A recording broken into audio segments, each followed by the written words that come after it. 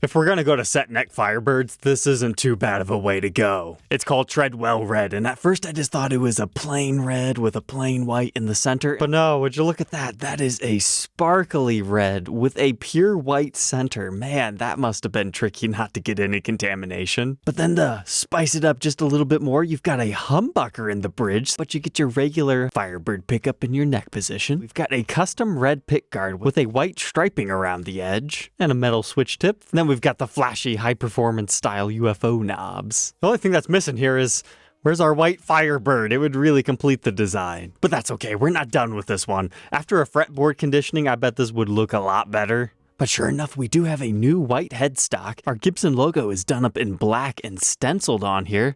What this looks like to me is maybe they just masked off the original black and then sprayed over white. But it looks like there's gonna be some sort of stinger shenanigans or something on the back. Otherwise, we just got a random red and maybe a silver stripe right here. Let's go ahead and find out. Oh my. That's a lot of fun. They did a different platypus last week, and I said, oh man, even though it's not true neck through, I wish we'd had some sort of design back here. And this one delivers upon that. However, it swoops out just a little bit and includes painting over our back plate. Then as we come up the neck, it gets a little bit skinnier as you go before it gets wider to encompass the entire backside of the headstock. However, remember from this photo, we saw those slight silver linings, so it might actually be a multicolored effect. Let's see. Had I not seen it in that photo, I might have missed it. Here's an even better photo of that. So this is the edge of the fretboard. Looks like they left a little bit there. So you've got a silver flake all over here, and then they sprayed red over top of that and just masked off this little area. And the reason why we don't have that right here is because this is a raised section, whereas you don't have that on the back for the platypus. And if you love that look and just don't have the budget, this is the Fender SoCal Strat. I've always wanted to review one of these because I just think it's so fascinating. Pickguardless, single humbucker, take it or leave it, the SoCal branding, but I just always thought the paint job on this thing was pretty cool. It also continues on to the back, and you get the matching red headstock with added Jesus. Next up, we've got the 57 reissue in Sea Fun Green. Pastel reissues, they always look really good with that creamy historic binding. But furthermore, that's a gorgeously dark board. And hey, I just noticed no poker chip or pickguard. Only thing changed up top is our truss rod cover. And all right, we get the matching back, all that goodness, black back plates, before we get to a white stinger up here, where it was adorned with destroyed serial 0297. And looking really closely here, they did a mix match of silver screws with golden tuner bodies. And now we have a blushing bling blast 57 reissue, offered at $6,100. Pricey for an R7, but this time instead of being angelic, it's slightly sweet but definitely darker, having those uncovered double black bobbins. And just like our previous offering, it's done up in gold, so you got the adjustable row right there, regular golden screws that you don't always get, and we've got the golden reflectors matching with our golden ABR1. But we have a lavender interior with more of a blush rose gold burst job, I think. It looks like it's teardrop shape. It could just be the whole thing is color shifting and there's not actually a bursted effect. We'd have to view it at a few different angles to know for sure, but hey, look, fancy boy tuners. I can't say they necessarily look good in this situation. Don't they normally have 3 stair steps to them? And we've got some yin-yang situation going on back here. At first I was thinking cream and black, but upon closer inspection, they must have had some more of those brass backplates to use up. But rather than a dark back, that just looks more red to me, which is a nice hue for an R7. Captain Teal is here to save the day. Something about this just doesn't look right. Perhaps it's the Bigsby. You don't see that on an Explorer every day. It's the B5 style, looks like traditionally mounted, but we do have the Vibramate spoiler system. That way you don't have to worry about putting the ball end of the strings on here. That makes the restringing process easier, but toggle switch right here with a poker chip. You don't normally have that on an Explorer, and we are just completely missing a pick guard, because normally a toggle switch is up here on one of these. But it's important to note that this is an 80s Explorer. which is a tribute to a post-1985 style Explorer 3 that did not have the pick guard, known for its thrash metal, and doesn't have our toggle switch right there. But in dressing it up with a new finish, new pickups, and cream plastics, it just makes it not look like an 80s Explorer, especially with the poker chip. That changes everything. It reminds me of the shrunken Explorers. They have a slightly shrunken body to them that looks very familiar here. But let's see, is that a matching headstock? Sure enough, it is. And it's just a complete matching back. This one is number 305. And they were all about these metallic paint jobs. This one is good golden glitter gray gloss. Good gray is a color that the mod shop has been doing for quite some time now. But this time they added some metal flake within it just to spice things up. And they changed our plastics a lot. For example, look at our pick guard here. Rather than being pointy to match the horns of the instrument, they decided to round it off. The horns are quite rounded on an SG. I like it as a one-off type thing. The saddle brown hue. Then we've got dual P90 pickups, wrap tail. If you look closely at these knobs, they do appear to be lightly blue tinted. And man, I was really hoping for the old-timey Gibson logo on this one. It would match with that guard perfectly. But the rosewood fretboard's looking pretty nice. It actually is a matching headstock. It was kind of hard to see in that full body shot. And very good. Complete refinish, top, back, sides, neck, all the fixins. With installed black tuner tips. And hey, look at that, a 2025 serial number. Fresh off the presses. Gotta take a trip back to this ocean. Someone likes that place a lot, because last week we had the Aegean Tiger. And now we have a 335. Kind of a dark satin blue. It pairs well with white, as you can see with our walrus tooth. But yet for the rest of the plastics, they went black to bring out the darkness, to let our shiny vibrola do its thing, as well as our reflector knobs. This didn't start life with one of those, though. You can see our capped off stop bar studs, and look closely. Roller saddles have been installed on our bridge. Very nice. Although, I will make the argument, doesn't look like that bridge was intended for the thumb posts that this one has. Perhaps it has a set screw on the side that I'm not seeing, but I'm very impressed with this rosewood board. That's looking good. But now that Gibson logo's looking awfully blue, do they spray it? Even on our close-up shot, I'm not entirely sure. It looks to me that it just has a lot of blue naturally in the pearl.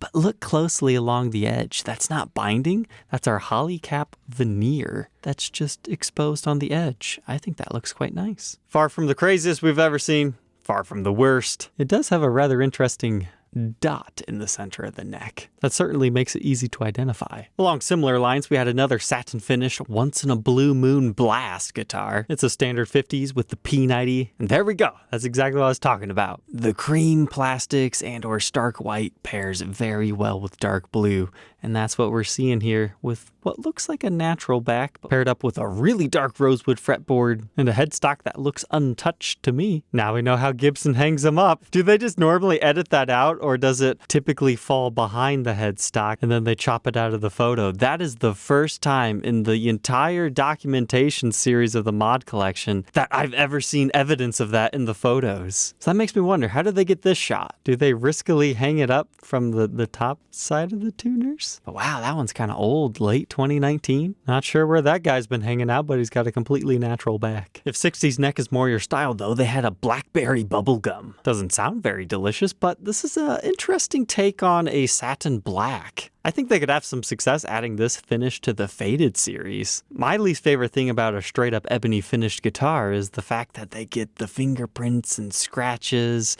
They just don't look so nice after a little bit of play, but the satin finish would help the cream binding with the golden hardware, then the extra blinged out knurled knobs being gold too. Stock received similar treatments. However, remember, it's not actually black. They called it blackberry. So I would imagine there's a little bit of purple in this hue, but it looks like they left our glossy headstock alone, so it's just the body that's satin. But flipping over to the back, you know, that might actually be more of a semi-gloss, because you can see that's slightly more buffed up right here on the neck. So one of those top shelf satins. I occasionally get people questioning in the comments, what on earth are you talking about? A satin finish is a satin finish. Trust me, when the mod collection first launched and there was so much hype behind it and we used to get to actually buy them and document them, I tried out many. Some of the mod collection satin finishes felt really bad, like the old Les Paul tributes. Like you would expect it at a certain price point, and then there were other ones that just absolutely blew your mind how nicely applied they were. This looks like the latter to me. But $3,500, that's a bit of a hard sell. You can get used Les Paul standards around $2,000 nowadays. But now the European Mod Collection, they are still doing their 15% off sale and did not upload anything new. However, they did have a small snafu because they posted new offerings on their Instagram page, according to the viewer who helps me track all the Mod Collection guitars. So we'll probably see and talk about these next week, so here's just a quick sneak peek. This is a modern light, and it gets a matching headstock as that model typically does, but they changed up our logo a bit and dressed it up just a tad to make it look closer to a studio. There's a pretty nice purple SG coming up next week that you might want to look out for. It's got the matching purple knobs. That might actually be a really dark purple pickguard too. Appears to be a satin finish. Nice dark rosewood fretboard. Matching headstock. It might have been lightly sprayed. Kind of hard to tell. Then lastly, some sort of a green-yellow burst with a red edge fade on a Les Paul standard with the black plastics, reflector knobs. But I'm sure we'll see the rest of those photos next week. Let's move on to the USA demo shop. I recorded this one a little bit early on Friday, so I bet they might drop some more. We'll cover them next week if so. If you're interested in getting early access to many of my episodes, you can now join my Patreon page to get that. That gives you an edge on all the latest guitars, as well as holiday and super special episodes that I work up in advance and just hold on to. Shout out to Paul Quinn for being the first super Troglodyte over there. But it was a fairly light week. But we did have this standard 60s and unburst. I decided to share it because, I mean, look at that figuring. It's not the highest grade we've ever seen. We got tons of mineral streaks and flecks, which aren't to everyone's taste, but I think that's a nice looking guitar. However, I would probably opt to go back to cream plastics, but the black was certainly a choice to give it a darker hue rather than being all creamy and angelic. If you wanted a platypus and you didn't want to spend $4,000 on a custom color one, you had this for $18.99. It was nothing too fancy though, just the straight up ebony finish, but hey, okay, it is there. I was gonna say, where's our raised portion? You guys didn't sand that down flat, but it is there. You can see the ridges. But the only reason I'm showing you this is there's kind of a humorous defect on this one. And it's not the demo stamp up there. It's this. Like, I'm not even sure what would cause that. It's like a hole punch. Next one's just a regular wine red studio. But first, let's give it a compliment. I like the cream plastics with that finish. But scrolling through the photos, you can appreciate it more for what it is.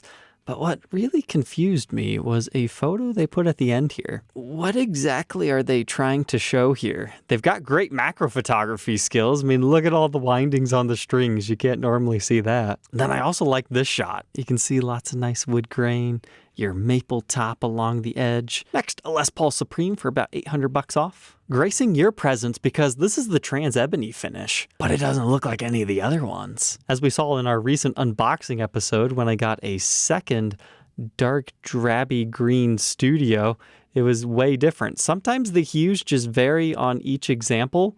However, on this one, I really think it's because the wood underneath had a lot of color variation. Like this maple top just happened to have a little bit of extra yellow to it. Because you see that right here? A little bit down here, as well as there. I kind of like it better than normal. However, if I ordered this and got one of the demo shops, I'd be kind of upset. But I guess the nice thing about being over here, we can see 5 different ones. Like, let's just say that is one of the nicer ones of these that I've seen. But even though the top on this one's not very good at all, I still like it. I just wish it was a complete teardrop shape. But this is what I normally think when I think about this finish. But even this one has a little bit of color variation. Just goes to show you that you can't necessarily rely on the stock photography. All right, Troglodytes, I hope you enjoyed tonight's episode. Don't forget to play your guitar tonight, and we'll catch you tomorrow on the next one. Take care.